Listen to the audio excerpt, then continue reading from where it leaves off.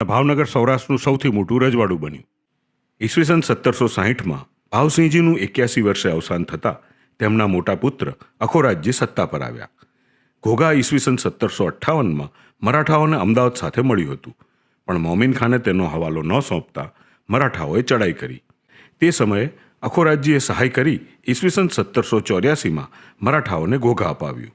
આ કારણે અખોરાજજીની કેટલીક ખંડણી પેશવાએ ઓછી કરી હતી અને દર વર્ષે ભાવનગરની 3,000 થી 4,000 જકાત લેવાતી હતી તે પણ માફ કરી હતી. આ સમયમાં તળાજાનો કિલ્લો બારૈયા કોળીઓના તાબામાં હતો. આ લોકો સૌરાષ્ટ્રના કાંઠા પર લૂંટ ચલાવતા અને પ્રસંગ મળતા અંગ્રેજોના વહાણને પણ આંતરી અને લૂંટતા હતા. અંગ્રેજોએ ઈસવીસન 1771માં અખોરાજજીની મદદ માંગી ત્યારે અખોરાજજીએ તેમને સહાય કરી.